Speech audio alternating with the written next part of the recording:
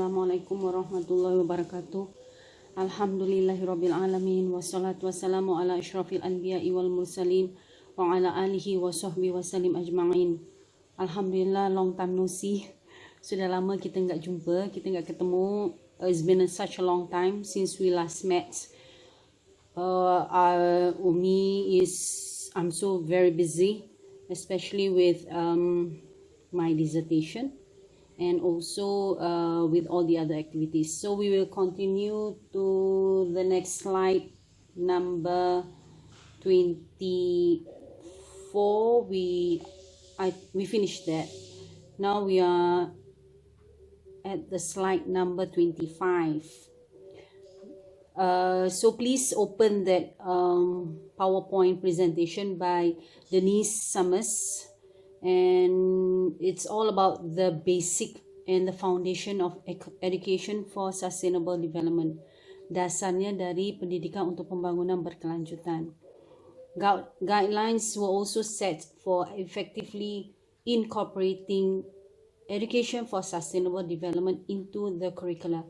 Jadi ada guidelines atau panduan untuk bagaimana kita mengintegrasikan, menggabungkan pendidikan untuk pembangunan berkelanjutan di dalam kurikulum pendidikan kita. Kita fokus di pondok pesantren, Ashriyyah Nurul Iman Islamic Boarding School. Kalau sistem pendidikan yang lain yang formal, informal atau other types of education, maybe kadang-kadang terlalu not like complicated, kadang-kadang like too much, but we have to integrate. Jadi kita jadikan like we just don't focus education for sustainable development. Jadi secara kita kalau ngajar tentang environment, and tentang ecology, and then tentang social, cultural, social, tentang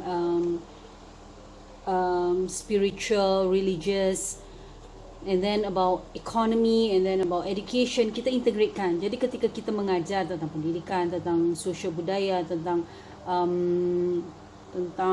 I think my memory is weakening. Welcome back. So sorry just now because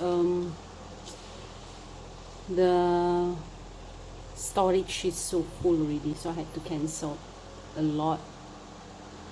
So we continue with slide number 26, which is about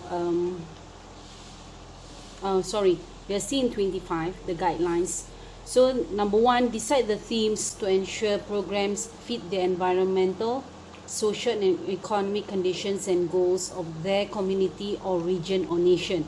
Jadi sebelum kita menggabungkan atau membuat kurikulum untuk pendidikan untuk pembangunan berkelanjutan, kan kalau di rata-rata mereka itu menjadikan education for sustainable development itu hanya 3 dimension, economy, social and environmental.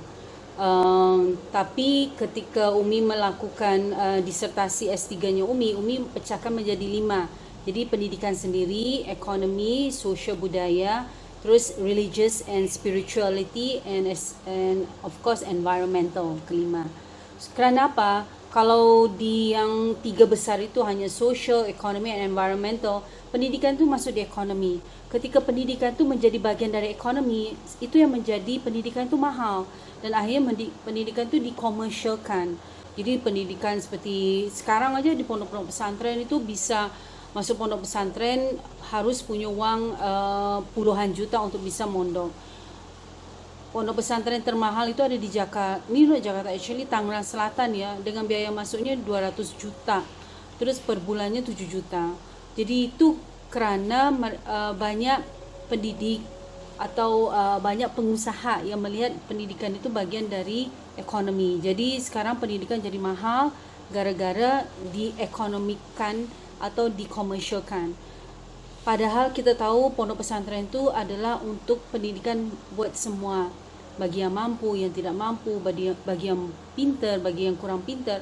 Jadi pendidikan for all, education for all, dan itu adalah sistem dari pendidikan untuk pembangunan berkelanjutan. Kalau kita lihat dari SDGs, Sustainable Development Goals dari WHO, dari PBB, United Nations, itu memang education for all.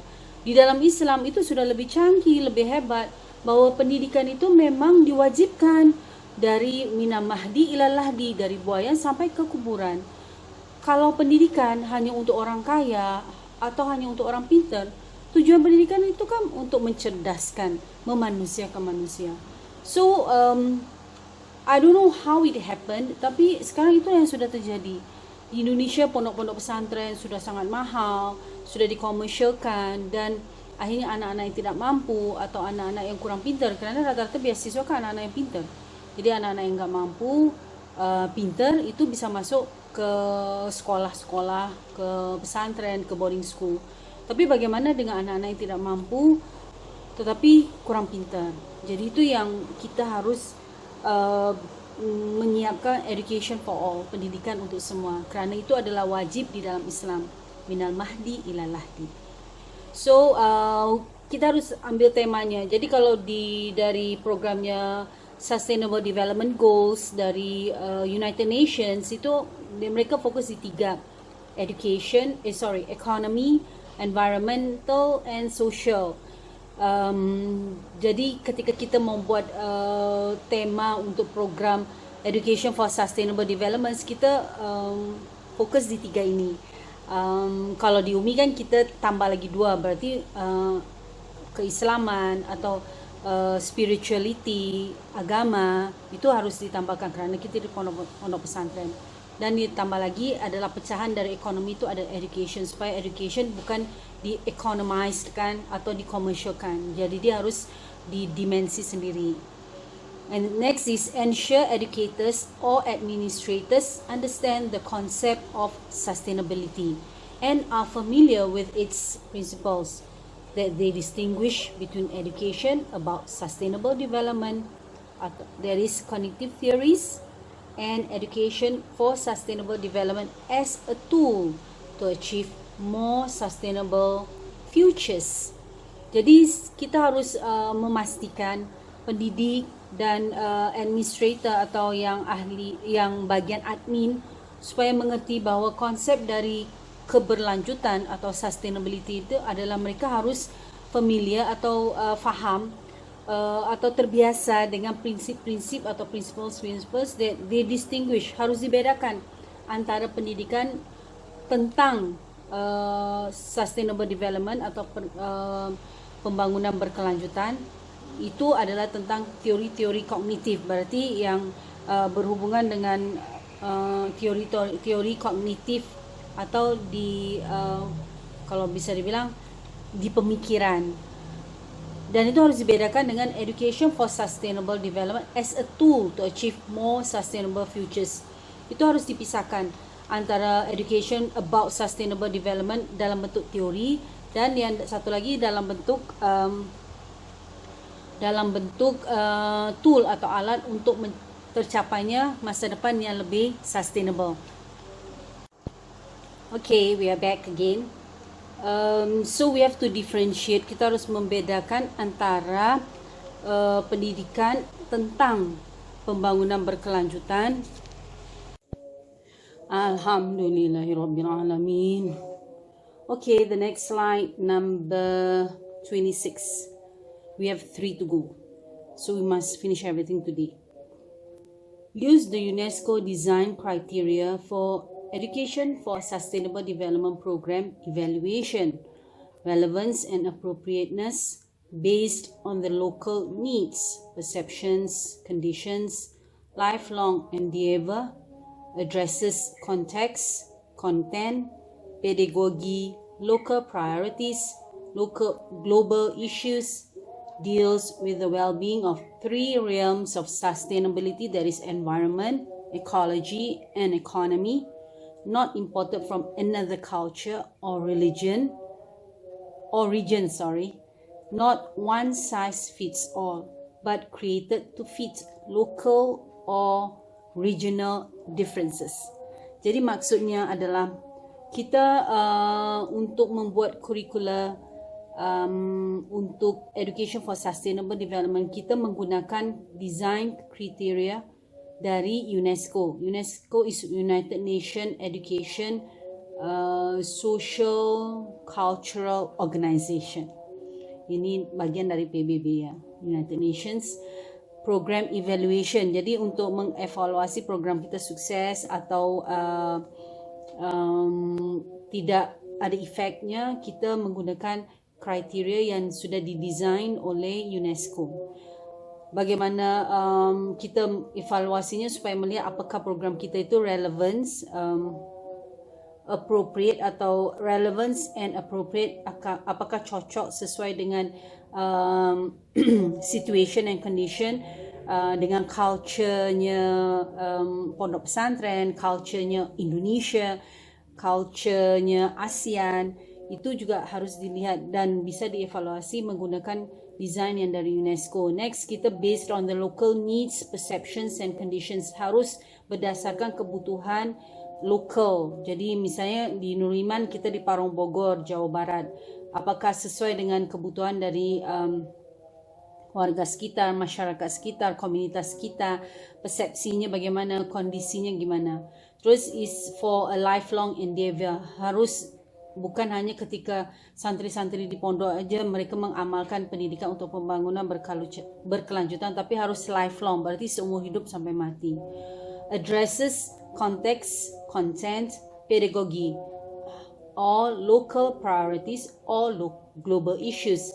Jadi harus diperuntukkan sesuai dengan konteks, dengan kontennya, isinya, konteksnya, situasi dan kondisinya. Pedagogi sesuai dengan pendidikan untuk anak-anak, kurikulum tersebut. Terus harus juga prioritasnya harus untuk lokal. Terus tapi menggunakan isu-isu global. Jadi isu-isu dunia. Next is deals with the well-being of 3 realms of sustainability. Harus berhubungan pada kemaslahatan 3 dimensi dari keberlanjutan. Berarti harus berhubungan dengan lingkungan, environment, ekologi, and economy. Jadi harus berhubungan dengan lingkungan, sosial, budayanya sekitar kita, dan juga berhubungan dengan ekonomi. Kalau di disertasi Umi berarti tambahannya religion and spirituality as well as education. Not imported from another culture or region. Jangan hanya kita copy paste dari dari budaya atau area yang lain. Misalnya kita ikut-ikutan dari barat atau dari budayanya orang non-muslim atau agamanya orang non-muslim, itu tidak cocok dengan situation atau kondisi yang sekarang. Not one size fits all, but created to fit local or regional differences. Jadi jangan kita satu program itu disamakan antara Barat dengan ASEAN, terus antara non-Muslim and Muslim. Jadi itu kita harus bikin sesuai dengan kepentingan kita dan sesuai dengan kondisinya kita. Jadi harus sesuai dengan perbedaan regional, daerah, dan juga yang agama atau situasi yang berbeda.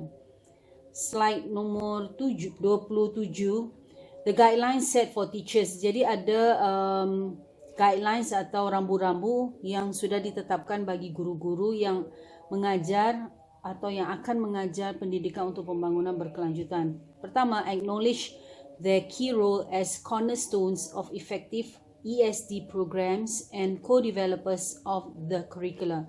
Jadi kita harus mengakui peran kunci dari guru-guru ini supaya program untuk pendidikan berkelanjutan ini bisa berjalan dengan baik.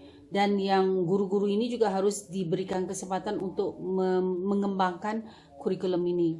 Understand the cross-cutting, mainstreaming, and multidisciplinary nature of ESD. Kita harus memahami gabungan dari dan integrasi dari pendidikan untuk pembangunan berkelanjutan kerana dia multidisiplin. Jadi ada sainsnya, ada culture-nya, ada ekonominya, ada pendidikannya. Terus yang paling penting adalah tentang agama Islam. Avoid overloading the curriculum and to solely link ESC to one or two disciplines. Jadi kita jangan terlalu overload atau kebanyakan materinya dan jangan terlalu fokus hanya satu bagian aja. Jadi harus multidisiplin, semuanya harus tercantum di situ.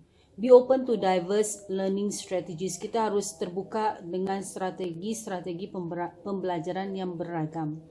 Appreciate the importance of multi-stakeholder partnerships working together to solve a shared problems. Jadi kita harus menghargai pentingnya stakeholders, peran dari kerjasama antar stakeholders. Berarti stakeholders tu guru, murid, wali murid, terus warga sekitar. Itu adalah bagian dari stakeholders. Jadi kita harus mengembangkan partnership atau kerjasama dengan seluruh stakeholders. Terus pemerintah juga penting, terus swasta, terus ada yayasan-yayasan yang bisa kerjasama juga.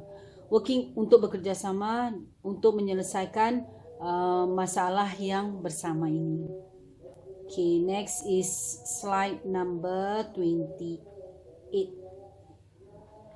ESD teaching learning process in the classroom. Values-based learning, the processes of self-reflection and critical inquiry fosters critical thinking of one's values and the value of others. Jadi pendidikan untuk pembangunan berkelanjutan di dalam pembelajaran di dalam ruang kelas. Itu kita harus berdasarkan value atau nilai-nilai. The processes of self-reflection and critical inquiry fosters critical thinking of one's values and the values of others. Jadi proses yang berdasarkan nilai-nilai ini adalah proses self-reflection, bagaimana kita refleksi diri. Dan harus pertanyaan yang kritis untuk mendapatkan pemikiran yang kritis tentang bagaimana kita menilai atau kita menilai orang lain. Next, yang kedua, berikutnya adalah learning to transform. This involves developing a vision for ESD and subsequent transformation of thinking for change. Jadi kita harus belajar untuk bertransformasi atau berubah. Ini harus dikembangkan melalui visi tentang pendidikan untuk pembangunan berkelanjutan, dan berikutnya adalah perkembangan, perubahan, transformasi dalam pemikiran kita supaya kita mau berubah. Kerana selama ini kan kita sudah terbiasa kurang menghargai, atau kadang-kadang bukan kurang menghargai, malah merusak lingkungan, dan itu harus dirubah. Kita kadang-kadang kita terlalu boros, air dibiarkan nyala, dibiarkan netes, keran bocor, dibiarkan aja air menetes, padahal butuh 300 tahun untuk mendapat air bersih. Jadi itu yang kita harus merubah pemikiran kita. Next, whole school approach. This is to develop an entire school culture committed to ESD, not focusing on ESD simply within the curriculum. Jadi kita harus pendekatannya melalui seluruh sekolah. Jadi semua dalam sekolah itu, dalam pesantren itu harus terlibat. Kerana kita harus mengembangkan culture atau budaya di mana semua anggota dari sekolah atau pesantren tersebut berkomitmen untuk melakukan pendidikan untuk pembangunan berkelanjutan, dan jangan fokus hanya pendidikan itu untuk pembangunan berkelanjutan hanya di kurikulum atau hanya dalam bentuk teori. Jadi we don't want any no action talk only, we have to do the talk. Jadi kita harus mengamalkan apa yang kita ajarkan, dan itu adalah bagian dari pendidikan di dalam Islam. Community-based learning. The schools act as a social agent as part of the community and involving the community as a resource and participant in decision-making processes. Jadi juga harus berdasarkan pembelajaran dengan masyarakat sekitar kita. Jadi sekolah itu harus sebagai agen perubahan, sebagai social agent, agen sosial, dan harus menjadi bagian dari masyarakat. Dan kita harus mengajak masyarakat untuk bekerja sama, dan masyarakat ini adalah sumber dan juga sebagai partisipan di dalam proses decision making atau membuat keputusan.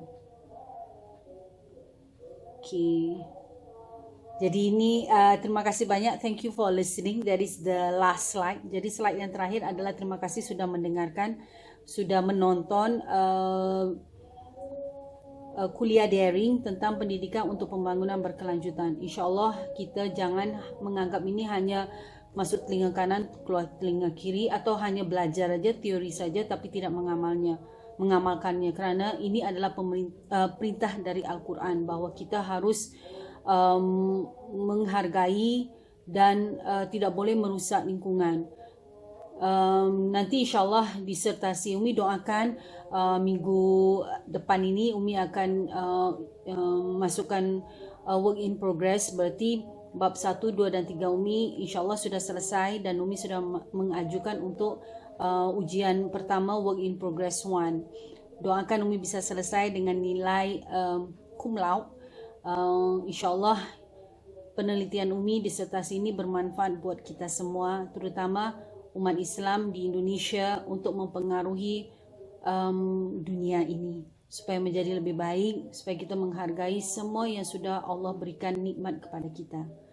Fi amanillah, jaga kesihatan, jangan keluar-keluar rumah kerana COVID malah bukan berkurang tapi tambah ganas.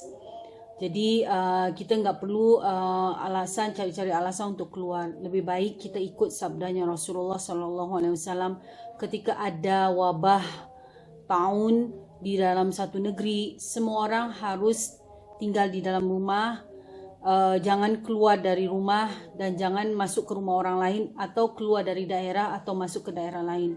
Kita harus biarkan virus ini hilang sendiri kerana manusia itu adalah bahan bakarnya virus itu. Jadi selama kita duduk di rumah, kita mengerjakan, there's a lot of things to do. Banyak yang kita bisa kerjakan di rumah. Kita bisa berkebun, kita bisa pelihara ikan, kita bisa selain bercocok tanam, kita juga bisa pelihara ayam. Ayam itu kan nggak perlu dipeluk-peluk. Dia bisa cari makan sendiri, yang penting kita pelihara dia, kasih makan, kita bisa dapat telur tiap hari. InsyaAllah kalau sudah nggak bisa bertelur, kita bisa makan dagingnya, kita bikin soto ayam atau just be creative. Kalau Umi, kerana Umi senang menulis, InsyaAllah Umi akan lanjutkan penelitian Umi akan masukkan ke jurnal berbahasa Inggeris supaya Umi bisa cepat lulus doktor dan juga bisa cepat untuk mendapat pangkat Profesor Doktor Umi Waheeda binti Haji Abdul Rahman. Doanya kita doakan sama-sama semuanya, dan tolong jaga kesihatan, stay safe, stay healthy, wealthy and wise.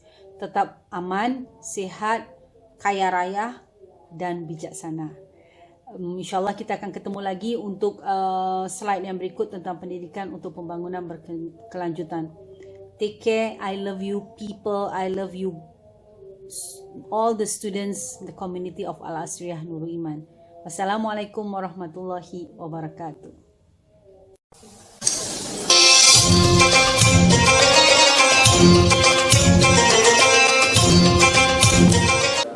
Assalamualaikum teman-teman. Jangan lupa di-subscribe ya, supaya kita meraih keberkahan bersama-sama. Wassalamualaikum. Dadah.